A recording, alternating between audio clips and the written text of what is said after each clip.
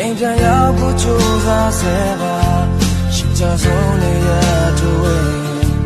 အင်္ဂလန်နေခြင်းတွေကနေတိုင်းမဲ့အတန်ရဆုံးတိုင်းမှာပြည့်စက်ခြင်းနဲ့နောက်လာရပြီးနေတဲ့ခြင်းတွေများကိုရှိကြရဲ့အပေါ်မဲ့လမ်းကြတွေအမြင်အပါ